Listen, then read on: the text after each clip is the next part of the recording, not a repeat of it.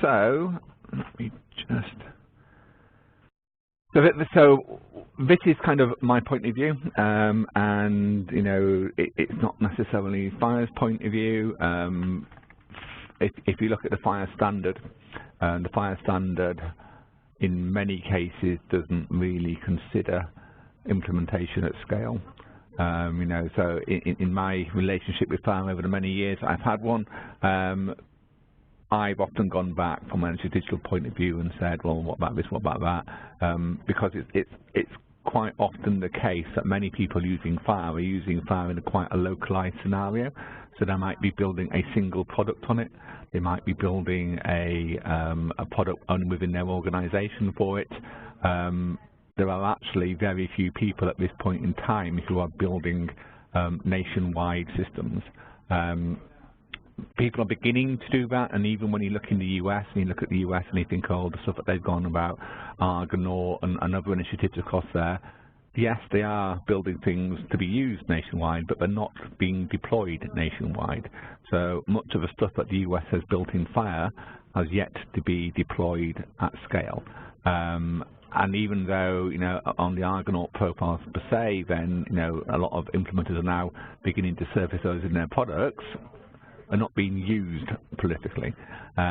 So I think, you know, as far as FHIR goes, there's still not a great evidence base on lots of things that FHIR offers when it comes to deploying things at scale. So this is kind of probably teaching you guys to suck eggs, you know, but as far as structured definitions, you know, and which are kind of what profiles mainly are in FHIR, the whole purpose of putting something into a structured definition or a profile is for computational, you know, to make it the rules within that computationally accessible. And the primary reason for that is to drive things like validation. So you can use it to document what's in a profile, but you can use a PDF file, you can use Markdown, you can use lots of different ways to write documentation. The whole point of putting it into a profile is that there is one, as far as FHIR goes, there is one point of truth, and it's computationally accessible. And there's only really two things that people are using for that, well, three things I guess that people are using that for at the moment. One is to generate documentation and implementation guides. The second is to drive validation engines, and the third is to drive code generation, which is probably not that prolific over here in the UK at the moment, but it definitely is internationally. And to do that, it relies on the rules of how to create a good profile being in one computational place, and that in FHIR land is structured definitions.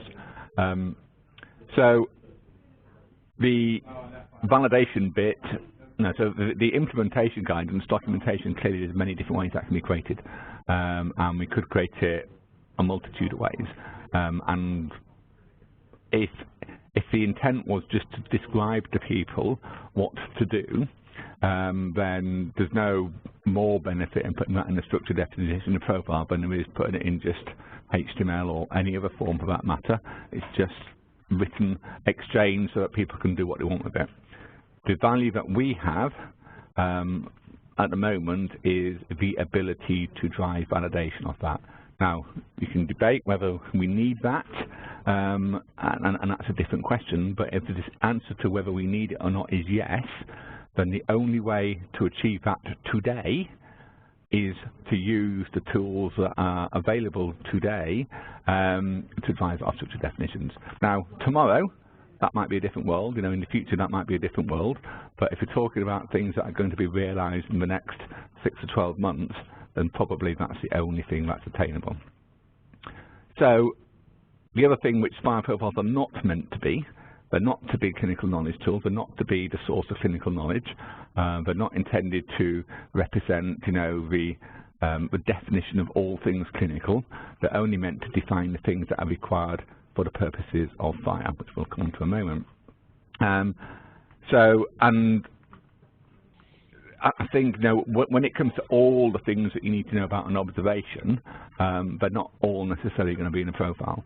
You know, so the informatics part of it all as to, you know, what units you use and what values you use and maybe reference ranges and things like that, then they may be in the profile, but other clinical things as to how you would take that, you know, observation and clinical practice, all that kind of stuff, they're of course never going to be in the profile. But it's only ever going to be a partial view of, you know, the total knowledge about what a observation is, how observation is made, and what its purpose is.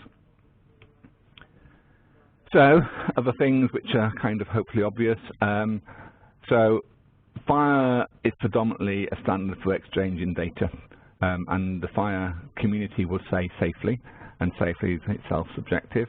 You know, but what we're trying to say is that it can do it in a rigorous manner. It can do it in a manner where there is some degree of assurance that the information that was meant to be exchanged was exchanged, and both the sending and receiving parties have honoured their, in IT terms, contractual obligations of doing that.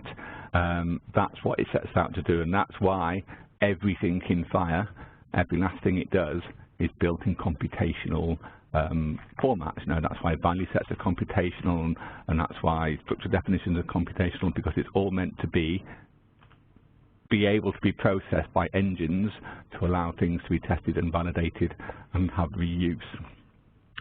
It is not a standard for data persistence. It's not meant to be a definition of how you store data.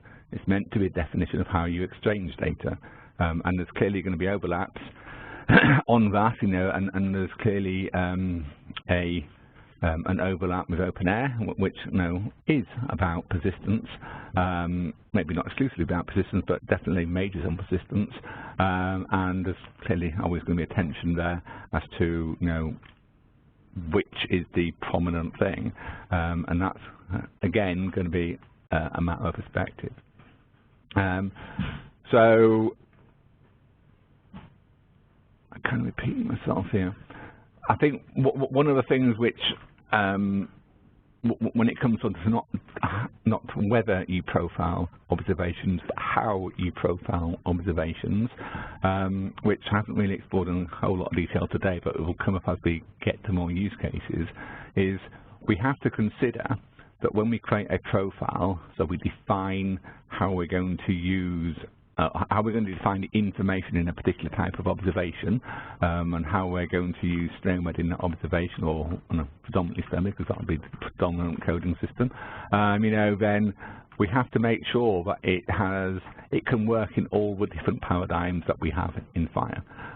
So it might be that the initial use case is to say how we're going to do an observation in a message, or how we're going to do an observation in a document. But these things will move around, you know, so what we're seeing, for example, in child health is things might start off as a message as they're moved and as they come in, say, potentially via an event, but then they will be disseminated once again as a message. They might be queried by a RESTful interface. They might be queried by a RESTful interface that results in the response to that query being a document. So all this stuff is to be worked out, but we can't lose sight of the fact that observations have to work across all the different paradigms. And the pertinent part about that is, in messages and documents, the recipient is just given it. You know, so here it is, here's the message, and here's all the content that I'm giving you, and in there will be some observations, and you should have some degree of expectation of what type of observations are, and you can work it out yourself. And the same would really go for documents. But in a RESTful scenario, you pretty much have to go and ask for the observations. So you're going to go and say, give me an observation of a certain type. You know, and there's different ways that you can do that in FHIR, but we need to make sure that when we define the observations, that it allows itself to be queried. And I'm not going to go into that because we'll go into that in later sessions, but I think we just need to be mindful that when someone goes and queries something, it has to be predictable how they're going to query that. So you can go and say, so you could just say, give me all the observations for a given patient, and in many scenarios you'd end up with a lot of observations. Or you could say, go and give me the observations of type X, and that'd be fine, but then only if, if all, I don't know, if all body weights had the same SNOMED code, you could do that, but maybe there's different types of body weights, so maybe there's a different types of SNOMED codes. So you could go and query, say, give me all the codes that are X, Y, or Z, or you could say, go and give me all observations where the code is within this value set. There's different options that are possible. We need to explore those when those use cases come up. But we have to be mindful of, it's not just a code which is an observation and it's given to someone. It has to be predictable enough that people can go and query against it. And I know there's been some discussion around the child health as to whether all the coding in that area satisfies that condition. But once again, as and when the use cases get explored on the query side of things, we'll test that. So, profiling. So there is an argument to say that actually you don't need, in FHIR you can get away, well, if you were really, really blasé about it, you could get away with no profiles at all. But you can definitely get away with very minimal profiling. So you could argue that in Care Connect, you could have a profile which basically just had some slicing to put into SNOMED identifiers and maybe some slicing to put in some UCOM identifiers, and pretty much not much more than that. Because actually we could say it is a general purpose utility observation, and you can do whatever you need to do. And that would be fine, and that every observation that you could ever dream of would probably fit into that model. And that's fine as long as I say that one is that there is no need for validation, because you would not be able to validate it other than to say it was structurally valid. You could not validate that the content was valid. And we'll kind of come around to this discussion on validation over and over again, because I know there has been some discussions regarding validation in various projects going on at the moment. And what we have to understand is validation is not about the centre saying a system is good or not. No, validation and testing is something that happens in the whole development pipeline. So, when it comes to the developers who are developing a system, they will want to test that what they're doing is correct. They'll want to build into their sort of continuous development processes, that as they release and iterate through their development, that they release and iterate through various test scenarios. And they'll want testing to be able to do that. When you get to the later system tests and integration tests and acceptance tests, things are going to want to be tested to make sure that people who have built it, the people who have built it want to test their own things to make sure they're of quality. And we could let every developer go off and do that by themselves, or we could provide some frameworks to allow people to reuse that and save money in the longer run. When a purchaser goes to buy a system, and they're going to say, and I've got 3 different people out there all saying a system, all claiming to have implemented the same set of specifications, how do I know that they have? How do I know that they've implemented right? How do I know I'm going to buy the one that's of value and quality? And once again, they will want some kind of testing to be performed on that. Now, once again, I'm not saying that would be a thing that NHS Digital necessarily need to do. If you think like IHE and how they certify, maybe that model, or maybe some independent body that certifies things. But people buying things will want some level of assurance that the thing that they're buying works. And all this boils down to having some degree, and it's questionable as to whether that's a lot or a little, ability to validate what has been created. For national systems, for things which hit NHS Digital, for example, if we as an organisation store data, if we hold master repositories of things, we absolutely will validate, because we have to protect the content of that repository, and we have to make sure that things are as good as possible when they land in that repository. So we will be driven as an organisation for things which are national to validate things. And at this point in time, the way and tools that we have to do that is going to be driven off profiles. Now, all of this is about today. It's not about tomorrow. Maybe there are other ways that we can do validation in tomorrow, but at the moment they seem to be largely aspirational and largely untested and validated, the kind of in the idea category, but we'll touch a little bit more on that a bit later on.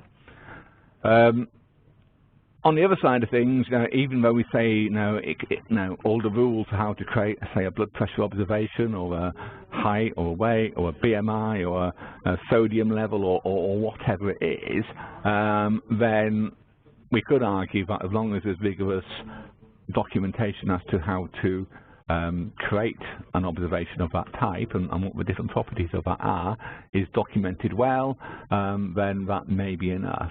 But that's all going to rely on that documentation being easily accessible, understandable, who's going to curate that content, who's going to agree that content, how is it going to be versioned, so if you do a version 1, so if you think about SNOMED, for example, SNOMED cycles, on the premise that most of this will be SNOMED encoded, then how is that going to change between SNOMED releases? If a system's been built on a certain version, does it impact if the documentation changes? Maybe it does, maybe it doesn't. All this stuff needs to be worked out and tested. So that whichever way we go on this, there's quite a lot of work that's going to have to be done to validate whatever our chosen processes are, our chosen methodologies are, to make sure that they're workable, scalable, and stand the test of time. So,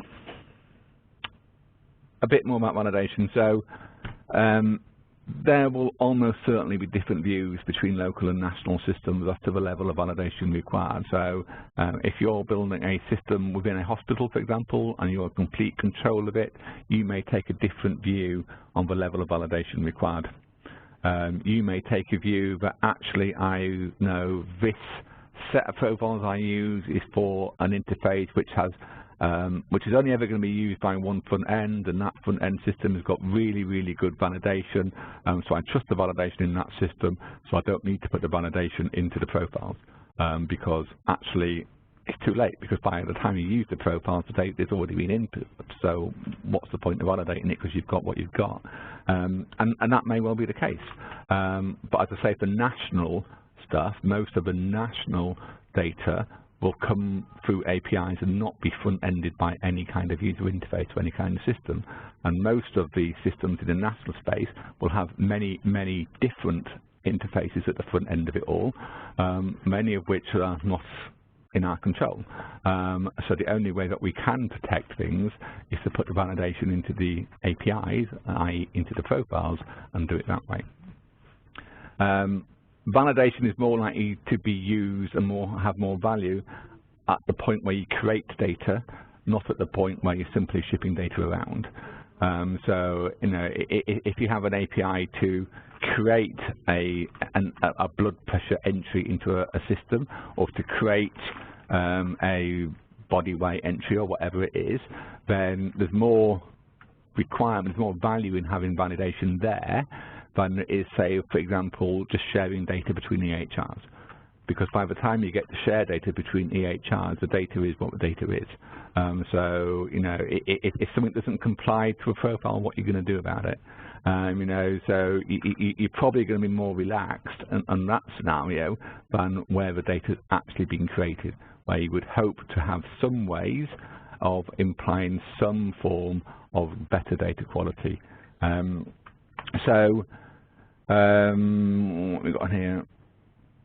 I think the degree of validation that is going to be required on that scale of none at all to very rigorous is going to be use case specific. It's going to be based on the systems that are being designed, and it's going to be based on their ability to, or what their desired outcomes are. It's going to be based on what the capabilities at that point in time are. So, as I keep on saying, at the moment, if there is a requirement to do validation, the only technology at the moment in the world of FHIR that can apply validation to instances of FHIR is via profile validation. Now, that might not be the same tomorrow, and other things might appear, other capabilities might appear, in which case, as each project goes along, that can be reassessed as a way to go forward. And that's it on that slide. So if we get onto what is an observation, so in FHIR observation is quite a broad thing. Clearly, it can be used for many, many different things, and I think on that basis, it's going to be unlikely that we will come up with one pattern of doing observations that satisfies everything. Because I think if we had one pattern of doing observation that satisfies everything, it would be the observation as defined by FHIR. So because I don't think you can get any more generic than the one that's kind of off the shelf. So I think what we'll have is a number of different usage patterns of observations, and and I'm going to go through a few that I've come up with. I'm not saying these are the definitive list; they're kind of just ones I've thought about. But I think as a community, we probably need to think about, and synthesize out of that whole collection of different observations that there are out there, what are the common patterns. I think as we go through that journey, then we need to think about what can we do now. So we have a number of projects which are in flight or imminent, and whatever we do on those, we have to make decisions now or very soon about those. And then we can think about what would we aspire to do in the longer term, and what would we need to do to test and validate those approaches. But what we can't do is not to do anything today because we're dreaming of a better way to do it tomorrow, because we have to deliver stuff now. So I think it's going to be a mixed economy for a little while, or maybe even quite a while. So a number of patterns, and these are patterns which some of the ones that we've kind of seen in systems today, or when I've kind of been looking around at how other people are doing observations, looking on the various different platforms that people put their FHIR observations on, different countries are doing, and on different projects are doing. Even, I was looking recently on the OpenAir CKM sites and see how have they modelled observations, and there isn't any, across all of that, there isn't much consistency. Everyone's doing it broadly different ways, and certainly on the FHIR side of things, that's mainly because everyone's probably at the start of a journey, and as I said before, either they haven't got widespread national implementations in place, or they've just targeted very localized systems. So you may say there's a FHIR project, I don't know, in one part of the country or one part of the world, that's maybe just looking at some very, very specific observations to support an application or a smart app or something like that, which is just doing a very, very constrained set of things, and therefore they only need a very, very constrained set of profiles. I think when we try and say what's everything going to be, and how is it going to work across a complete country, across every single system that ever is going to use an observation, it becomes quite a challenge. So a number of different things I want to sort of call out. So one is some of the observations that we already use within NHS Digital, prior to the Care Connect days, are for non-clinical things. So if we pop back here, you will see on the, I don't know if you can see my mouse, but it says demographic observation, so we can even capture demographic characteristics. So in spine, we have some things which are notionally demographics, but are not part of the PDS record. And they're kind of been add-ons. And they're add-ons for a number of different reasons, predominantly because they're not part of the core demographic record, and because we haven't got a FHIR version of the core demographic record in NHS Digital as yet, that they were done a slightly different way. So we have a couple of observations which are in use, which are really attributes of demographic. We don't think there's going to be many of these, and there's certainly not going to be hundreds of these in our world, but they are few. Because of the nature of them, they possibly will not always use SNOMED, because some of the things maybe don't lend themselves to SNOMED. So there's a few out there already, and there's a few in the wild, so to speak. But they're going to be an edge case. So I've called these things multi-component observations. It's probably just a made-up name by myself. But if we think back to how we used to do things in V3, and we think back to how I look around other people around the world, how they're doing observations, they have chosen. It's not to say that that's how it would land in this country. They'd go through a design curation process as and when they came in. But sometimes you get observations which are about more than one data point. So like a blood pressure might be a systolic and a diastolic. APGAR score might be the component parts of an APGAR score as components of a larger observation. There's different ways that can be done. I'm not saying that's how it would be done, but sometimes observations are more than just a single data point. And we'd need to think about if we were at a point where we were going to do single generic observations, how we would then describe the component parts of the observation. So, the model may work if we just had systolic blood pressure, if we just had diastolic blood pressure, but if we had a compound blood pressure, which is a combination of the two, and maybe, I can't remember what it is, Kirchhoff's third echo or whatever it was that was in the so-called archetype before, and a number of other things, how do these all come together? It's a different pattern there from just having that single data point observation. Extended observations. So as you'll be aware, in FHIR we have this concept of extensions, and it may well be the case, I don't think we've got any use cases at the moment, but it may well be the case that we need to extend the observation resource to fully describe the extensions that we need. So this came up as I was browsing around some of the repositories that other people have their profiles on, and when I say that, it's mainly the simplifier repository, and some people are putting extensions into. Sorry?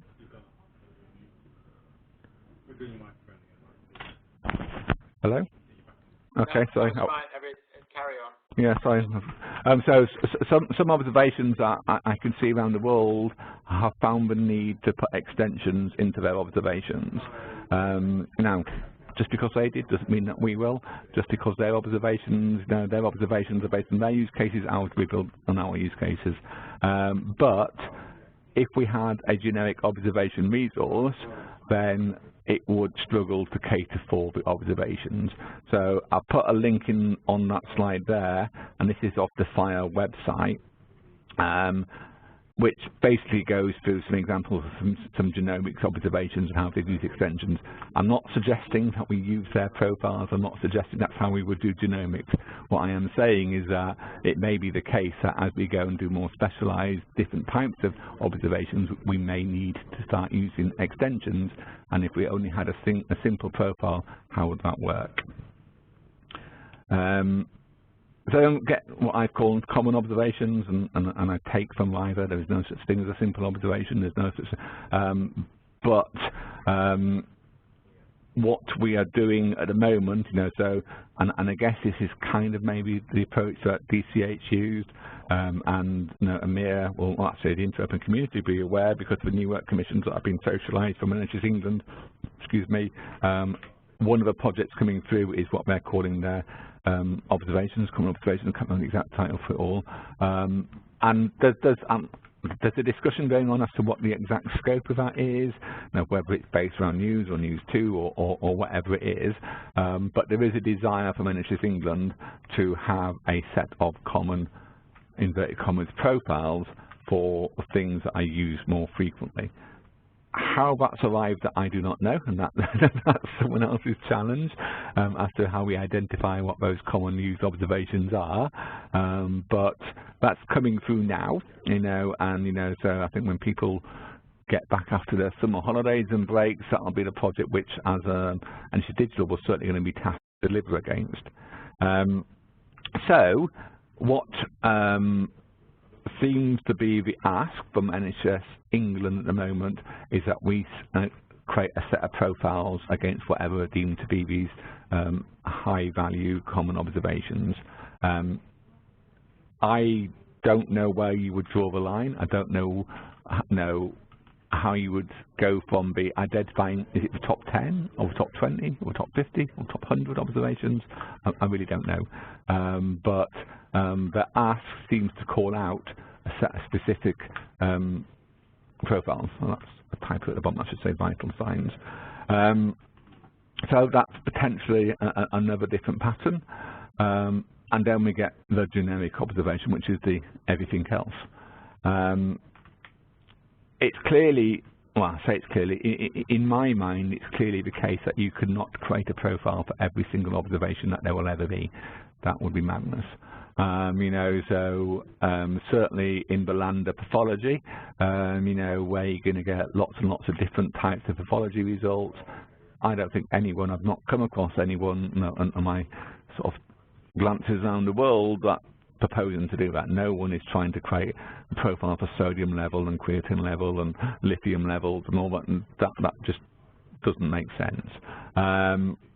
And this is an area where people are beginning to explore, and I think they're quite immature explorations at the moment, but they are trying to explore how you may use some computable knowledge repository to validate against, so that you don't have to create all these different profiles. You know, so there is, I think, in fact, a very, very immature observation definition resource out there, and it's beginning to think around that. It may have synergies with some of the work in yesteryear. We were thinking of doing NHS Digital around a product called NLMC. It may have a product with other areas, which maybe Jay Kohler can speak to a little later on, if I don't know if he's on the call. That might be happening in the diagnostic area, but it doesn't exist today. You know, so whatever that, no, one, if such a thing ever arrives, and what it is, and how it's governed, and how it's rolled out, and what the breadth of the content of such a system might be, is totally unknown at this point in time. You know, as far as I'm aware, there are no plans in place with actual delivery dates for this to become a real thing. And then, even if it did, then that would require changes to the validation machinery that exists to make use of it. So all of that is technically very possible, but I say I'm not aware of any actual plans to make that happen. And then how would that roll out across the system? So, you know, if you were an acute hospital, then yeah, maybe you could have an instance of that. Maybe you could access a national one. Maybe that's how it would work. If you were writing an app on a smartphone or some other kind of device, would it still scale? Would it still work in that environment? Don't know. So I think there's an awful lot of thinking as to how that would move away from just being an idea to something which is well architected, deployed, scalable. And I think that's probably got its own journey to go on.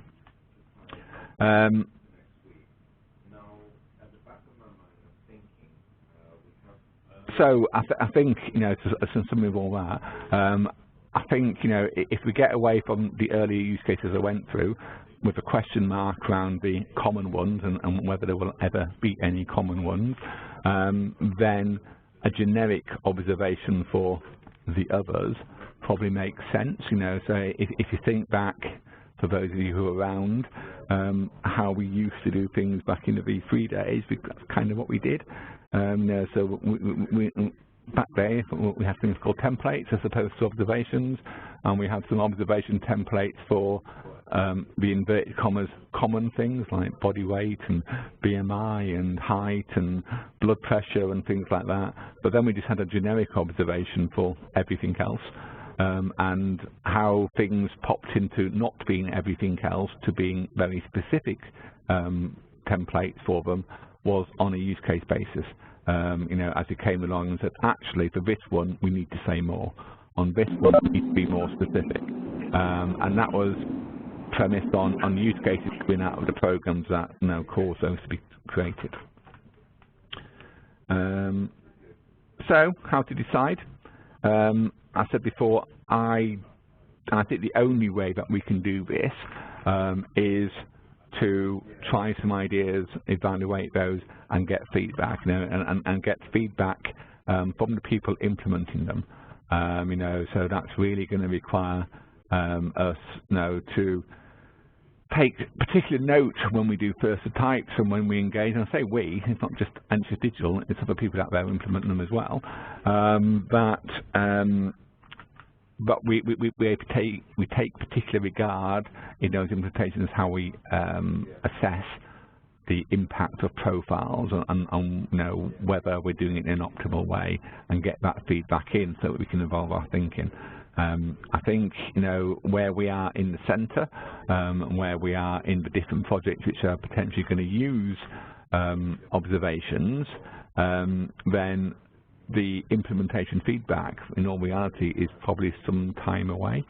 At least 6 months away by the time systems get created, specified and then built, and we start to get feedback at first type and start to get some kind of volume of feedback. I think it's probably just some time away because implementation does take a time. But hopefully other people out there who are doing things maybe locally or on things which have faster delivery times can also feed back into the process so they can share their learning on that as well. If we begin to explore how we could do other types of profiling, maybe we do propose to build some knowledge system that's computable. Maybe we do choose to look at providing some different validation capabilities, or at least exploring how they could be used and testing how they can be used. So certainly as far as NHS Digital goes, then clearly they need to be funded, So and I know everyone else kind of looks at NHS Digital saying, well, how can we fund things? But we ourselves need to work out how we fund ourselves, which will cause, us to explore within our organisation as to what would stimulate that to happen.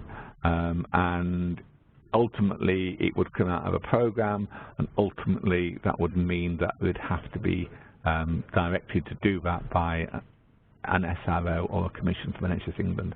That's probably the only way it's going to happen, unless it can be sort of attached to an existing programme of work and built in that way, and potentially we can use that, as I'll show in a moment. So I think when we go through the observation profile, and we should always have in our mind is what's the minimum that we need to do. I think sometimes there's a tendency to over-profile things. Just because you can profile in it doesn't mean you need to profile it. If we're asserting that profiling, documentation is documentation, and there's a million ways to do that. But if we're saying the value of putting things in rules into profiles is validation, then we need to say, well, what are the things that we actually need to validate? So I think there is a tendency sometimes to over-profile things and over-tie things down and make things a little bit too inflexible. So I think that's something that we need to have in our minds as we go through profiling going forward. So near-term decisions, I'm not saying these are decisions, I'm saying these are decisions that we should look to get. We can absolutely create a general purpose clinical profile of observations, and we can slice it for Snowmid and Newcomb and whatever else we think are generalised things that we would want to put into a utility profile. So at least people can begin to use those, and it's available for people to start using and provide feedback upon. If specific profiles are deemed necessary, and at the moment, the only reason I can think that they would be to suit validation, and that would be dependent on each programme that's coming forward as to what their specific requirements are, then we shouldn't do what we have done. So at the moment we have created things like head circumference, a digital child health head circumference. Well, as far as I'm aware, there's nothing special about a digital child health head circumference than there is about any observation which is a head circumference. So we shouldn't lock these away as level 3 observations, in my opinion. We should find a way of making them not project specific. So whether they become level 2 profiles in the INTEROPen world or not, then that might, in my opinion, sounds a sensible thing. But clearly other people may have views. But we definitely, if we think something has the possibility of reuse outside a specific system, then we should advertise it as such. so we talked about the Common Profiles New Work Commission. So what I am aware of that New Work Commission is, so I think Amir, I think you're involved in some discussions at the moment as to the exact scope of that and maybe the approach that's being used on that. But what I am aware of is whatever is decided on the scope, they're going to want something relatively quickly, or even not relatively quickly, very quickly. So when we discuss with our stakeholders the approach on that, it may be the case that we have to go through a phased approach. Maybe we say, well, actually, this is what we can do quickly while we learn and while we do others. But in discussion on that program, for example, the commitment I have to that program is that we will kind of have an options paper. We'll say, this, you could do this, pros and cons, you could do this, pros and cons, and then the program will decide because the program has to make those choices. So pathology observations, so there is a pathology project going to come along, and in that pathology project, clearly it's going to cater for a very large number of observations. So every pathology system I've ever seen, now whether it's in V3 or whether it's in FHIR, and that many in FHIR to be fair, only ever profiles observations in a generic way. It doesn't try and create all the different observations, but it may be that that project is an opportunity for leveraging or creating or experimenting with some kind of knowledge tool so that we can kind of see whether that's something that might work in that area. I think probably the only way in the near future that we're going to be able to experiment with these different things is to attach it to a program of work that's already in flight. And the last thing I kind of wanted to say on this is, it may not be obvious, but in the world of FHIR, actually you can use multiple profiles and things. So, if you had an observation might have multiple profiles associated with it. It doesn't have to be one. So to date, we've typically only used one profile per instance of anything, but an instance can declare conformance to multiple profiles. So it may be that we get to the point where we say, here's a generic observation profile, which most things, all things conform to, but in certain cases we put a second profile in and say, and this one then further asserts to this more specific thing as well. So that might give us a mixed mode of operation. So, just thinking, it might be the case, for example, that we say, here is a generic observation, but it might be the case that, I don't know, OpenAir say, and here's a profile that maps to a specific OpenAir archetype.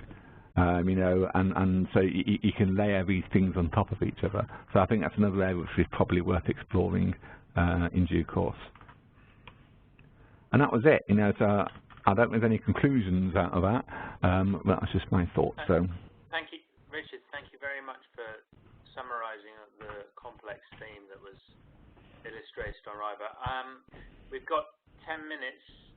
At most, unless people want to carry on. So are there any questions that people have? If you could raise your hands on the tool, we could do some questions and I will unmute the person with a question if there are any. Any questions at all?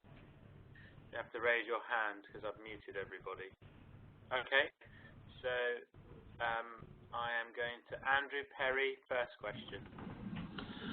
Hi, Richard.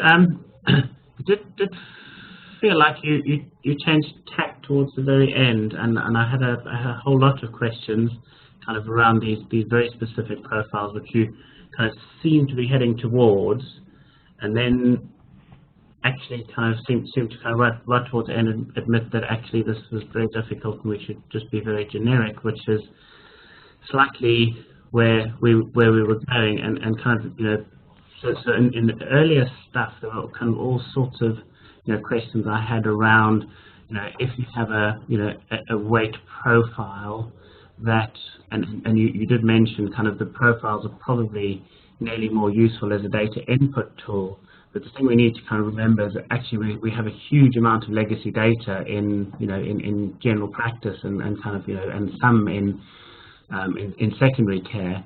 So what would happen to kind of records that don't match that profile, kind of and things that so where Child Health chose 2 weight concepts or 2 weight codes, and actually SNOMED has 10 or 15 weight codes that are actually valid. What happens to that sort of stuff? So I mean, I think we ended up in a far better place than we started, and I think your last slide was a good place to work forward from. Was sort of one set of comments, and the other was sort of a slight cautionary kind of note. Kind of you seem to be saying that we need to test this all by implementation, and actually I think the INTEROPen process works quite well in that it's kind of it is pre-implementation feedback. Because the problem sort of getting as far as doing an implementation, if you go to one system, one closed kind of communication environment, and they say, yeah, this works really well for us, and you widen it up and you say, well, this is the profile that kind of has been agreed by a pilot site, pilot project, and kind of a very closed community. This is what we're going to have as our standard. We end up kind of trying to pull other people in who just say, sorry guys, we can't do that. So I caution against kind of using going too far down the line kind of before we get the feedback, and I think INTEROPen was actually quite well, not quite INTEROPen is a fantastic opportunity to get input from suppliers to kind of get pre-implementation feedback and standard set. Thank you, Andrew. Richard, would you like to respond? I mean, I think I agree. So I think the only thing I would say on the implementation side, I mean, there's 2 aspects of this. So you learn through implementation on various methodologies and approaches as to how you're going to profile things, because whatever hypothesis that we come up with in the INTEROPen community has to be real, it has to be attainable. And I think sometimes, I'm not saying it is in INTEROPen, but I know it is in other communities, where people kind of start coming up with things which are not attainable, and then they'll hypothesize and dream about the world of tomorrow where all these things are possible, and they're just not. So I think that there has to be a leveling in reality as to we're doing this to implement systems today. So what are the things that we can do today, and what are the things that we can aspire to tomorrow? And it's only really sensible to aspire to things of tomorrow if we have plans to make them real, because otherwise there'll always be tomorrow's aspirations.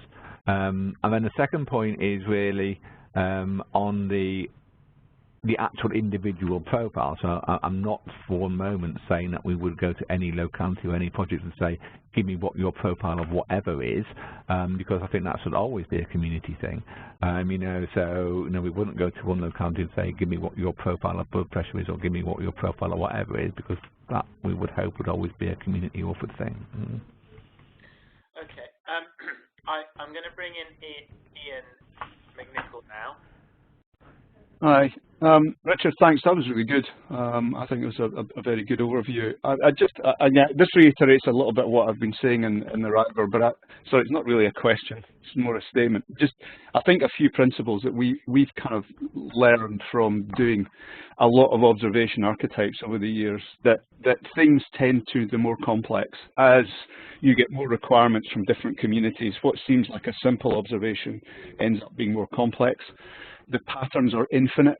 I mean, they're clearly not literally infinite, but there are a hell of a lot more patterns than you ever anticipate, and you picked up on that with the genomics stuff. These are just realities. I think the other thing is that very often local or community of purpose will actually have much more detailed and firmed up requirements. Like, I think the DCH is a really good example of what seems like, why do you guys need validation? Why do you need this, level of profiling? Well, that's what they need, because they've got their act together, they've got some real use cases, and therefore their needs are actually much more concrete.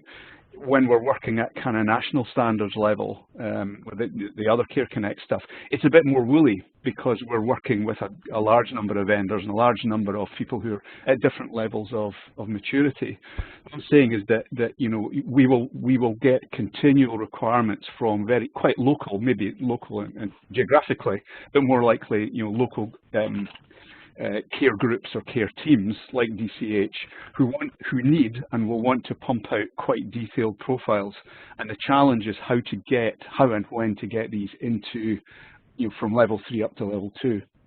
Of course, obviously I'm going to come back and say, look, we have an awful lot of observations that I think could be picked up very readily and used, converted to FHIR profiles with the addition of the appropriate SNOMED codes.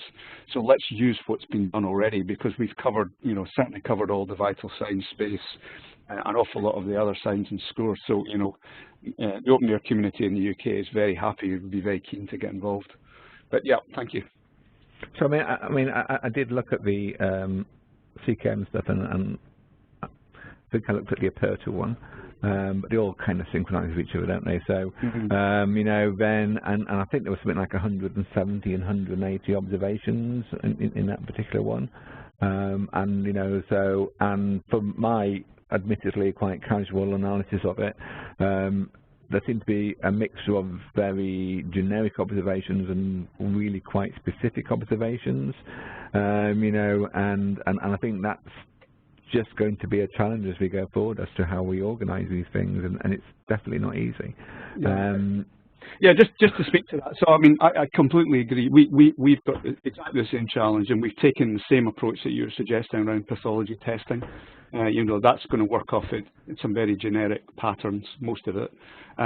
Then when you get into radiology or imaging, it's quite tricky, because at the moment most of the messaging is very generic.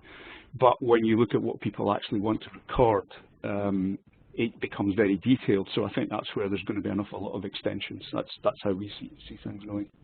Okay, in other places, very concrete models. Sorry, I'll shut up now. No, it's okay, because the other thing I was going to mention, which I didn't really pull out in the slide deck, was the whole area of reference ranges, and whether reference ranges should be part of the challenge or not. And now part that one for the moment. Yeah. Richard, if we can, just to bring other people in. So Jeremy, you put something on the chat. Do you have enough voice to? I think some of your points were similar to Andrew, but do you want to try? Yeah, I may go into a coughing fit at any moment. Yeah, I've got sort of one question I still don't quite understand, and one sort of observation. So the question, which I guess is it seems odd to me that everybody seems to accept that there will be many, many observables for which no dedicated profile can exist. You just don't have the resources. It's inconceivable due to the sheer scale. Seems to be the argument as to why that's not going to happen. So I'm still left wondering if the majority, numerically, of observables will have to be passed by a dedicated profile. What is so special about those that cannot? Are they choosing to have more specific profiles just because they've got the time and the energy to build them? Or are they choosing to do it because they cannot survive without them? Because if it's the former, I think that's a misguided approach. If it's the latter, that there is genuinely something, some level of validation which they cannot achieve by any other method, unit conversion, whatever. They cannot conceive of a way where you could achieve more ubiquitous, validation of the unit of measure you send in birth weight in than using a FHIR profile, and that they believe that will always be true. Then okay, fine. But I don't understand how these two views can coexist without any rational explanation. Thank you, Jem. Richard.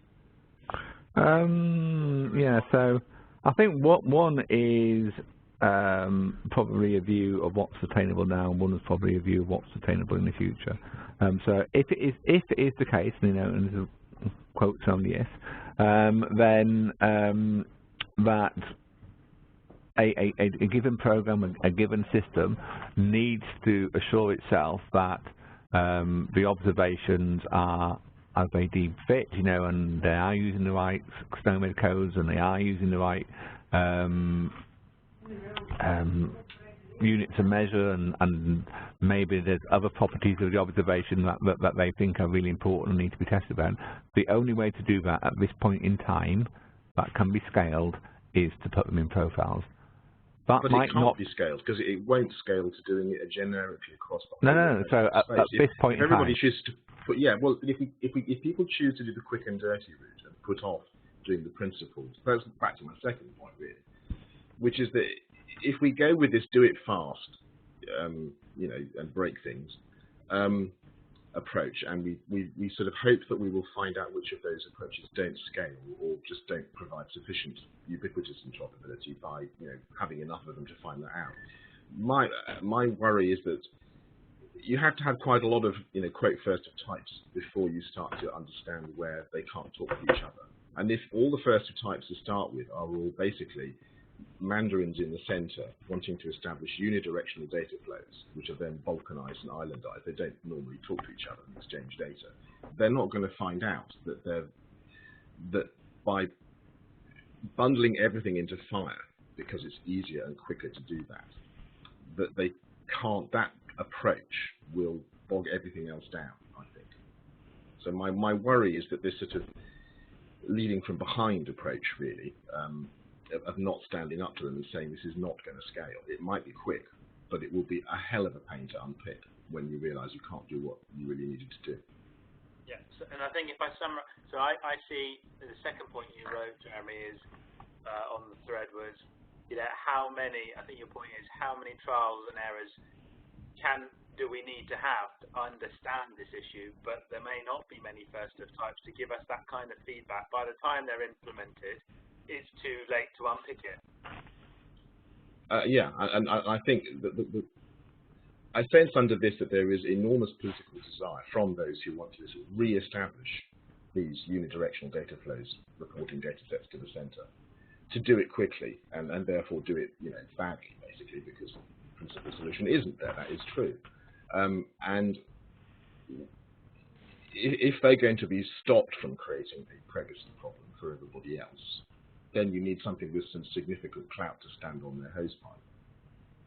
And that is potentially one of the roles of the Care Connect process. But if Thank you. Richard, do you have any thoughts? Chris, I know you're next, and Ian, I will bring you back in after Chris. Richard, do you have any? I mean, I do understand that the short-term desires of some of the programs are not scalable, and I do understand that in due course to scale this to every observation across every system, it's going to take a different way of thinking. But we exist in a system that is built around what we can do now. So which is why I said, we have to deliver what we have to deliver now, but in parallel, then we need to think about how we can do things in a more sustainable way. We cannot not do the things that we require now and not give them the benefits they want now in, promising a thing of tomorrow, because there are no plans in place to do anything else but this. Okay. Who's going to do it? Well, for as long as we let them carry on doing it badly, then nobody will do it. When we say let them, who's them? Well, DCH, all that crowd.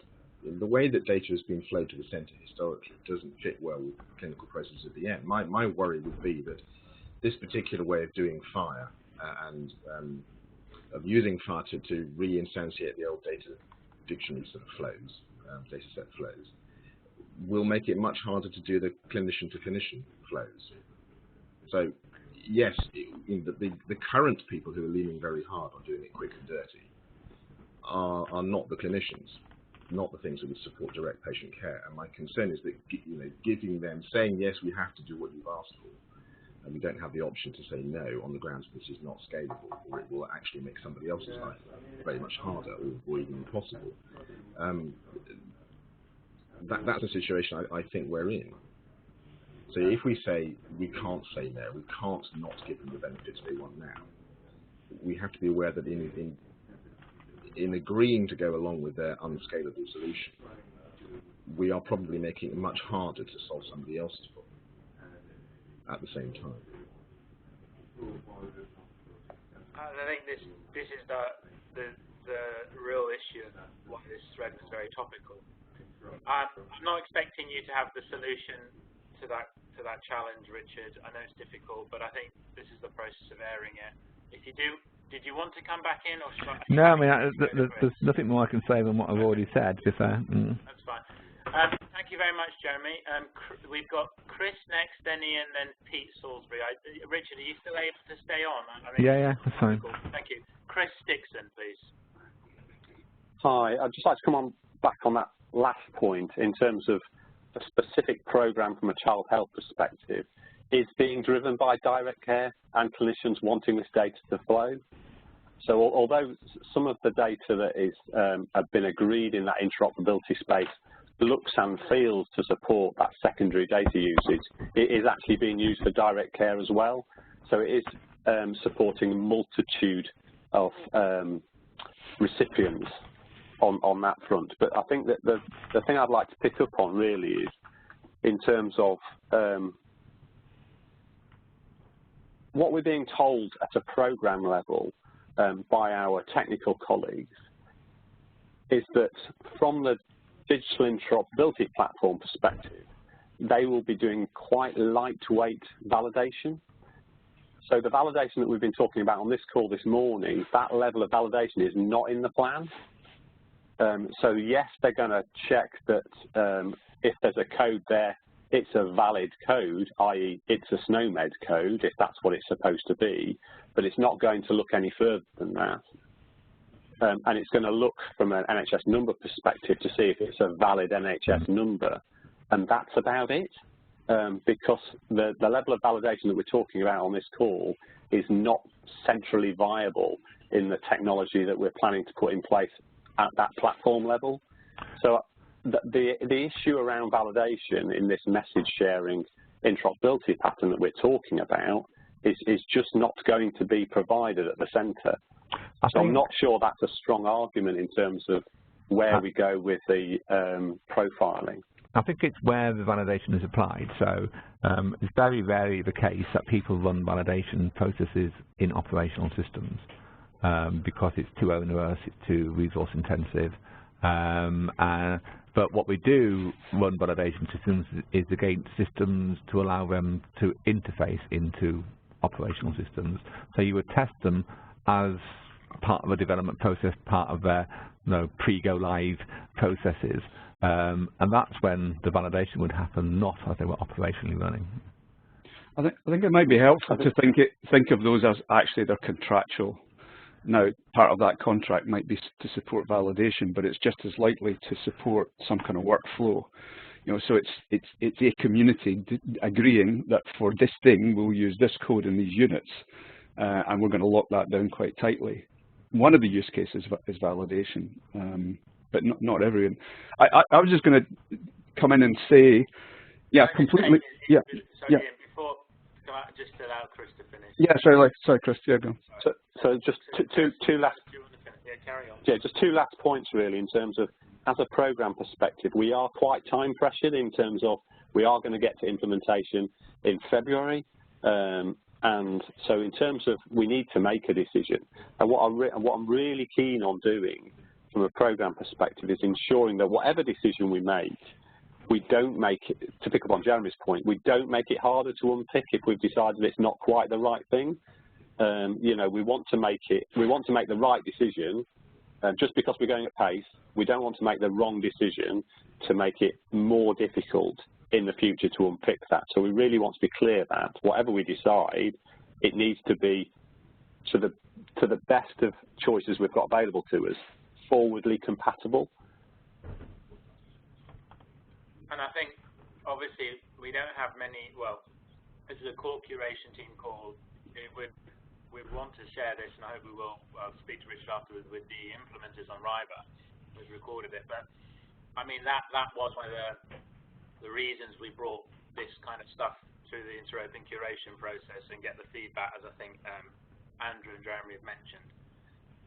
So Richard, did you want to come back to Chris before I go to some others? No, not at this point in time. Okay. And again, it's very helpful just to air some of these issues. So the next person is Ian. Can we just try and keep this short for everybody? Yeah, sorry, I won't. Other people who want to come in. Yeah, I mean, of course there are time pressures, and this is the challenge. We're always going to have to say to people, just get on and do it. It won't be quite right. It will change, but it's how we can pick up those ideas that we think are relevant within DCH or any other program and get them through into level 2, and accept that at some point they'll just have to carry on doing it the wrong way for a while because there's just too much time. I think we also have to be a little bit more strategic. You know, the goal and the vision that you see expounded by those upstairs is very much about a very tightly integrated system where those kind of contractual rules will be very critical to parts of workflow. So just meeting the immediate needs, we're going to miss the boat. In 5 years' time, we'll still be having the same conversation. That's me. Thank you. I'm going to bring in Pete Salisbury, and then we've got Dave Barnett. Pete, if you unmute, I'll unmute you, sorry. Go ahead. Go ahead. I was just going to say that perhaps for some of the things that we've profiled for in DCH, we could actually push the, rather than have validation, just push it into the assurance and use the assurance to, because I think once people have started to export the things, they don't generally change. And the other thing I was going to say is that I know we've talked about observations, but it also is kind of a principle we need to apply to things like conditions and procedures as well.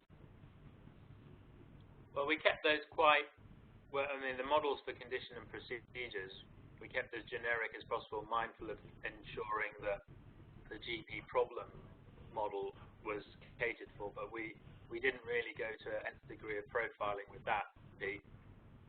But if you look at the published profiles for conditions and procedures, there's also quite a lot that are tied down in a similar manner to the observation. For GP Connect as a to fit GP Connect's use case, but at a generic level 2, we have to keep it open for the clinical needs as much as we could. I'm not really talking about GP Connect. I'm talking about DCH and. Right. Yes. Okay. Yeah. Yeah, and I suspect we hadn't yet got to curating those bits fully. So that would have been part of that process to review that. So I think we talked through some of them, but I think that obviously the discussion is centered around observations. But yeah. Like I say, I think it should apply to those wider profiles too. Yeah, and the plan for curation would be to do that. And I think as it stood, we were going to get Chris to come back with more definitive use cases on the ground about how this was going to how the data was going to be used for clinical care, and then pump that back through the curation process. Did you have a specific question for Richard on this, Pete? No, just those two observations, really. Okay. Richard, did you want to? Was there anything specific you want to reply to that? No, I don't think so. No. Okay. I've got Dave Barnett. So if you have a question, you've done your questions, could you put your hands down, please? So Dave Barnett. Yeah, sorry, I just got 3 points. So the first point is a reply to Chris's point in that I think what we're talking about here is a validation thing, really. So the actual instance that flows on the wire would be the same whether you use the profile or whether you use some documentation to say the shape of the profile. The only difference really is a bit of metadata that allows you to computably validate the instance. That's kind of my first point. Second point is we've talked about patterns in the past with observations, and no one's kind of raised that in this forum. So we talked about the code-only pattern and the key value pair patterns. And what we want to be careful of going forward is the rules around, if I've got an observation to transmit from A to B, which pattern should I be using? So I think that's quite sort of an important point we need to consider going forward. And the third point about all this is the way we're developing at the moment. So take the example of newborn hearing as an observation, the outcome. That pattern and what's been transmitted before, the rules, is buried in the specification, so it's not readily available. If you're starting a new project and you also want to use newborn hearing outcome, it's not obvious where you will go to see what was done before for that particular observation. So maybe we should think about that as well. That's my 3 points. Thank you. Any response to that, Richard? I think that's the last point is what I was saying before about, whatever documentation we come up with, if that replaces having more specific profiles, it needs to be accessible. It needs to be ubiquitously accessible, so that people can find it. And I think where that is, then that's going to be a challenge, because as much as any organisation tries to advertise where the centre of everything is, not everyone will find it.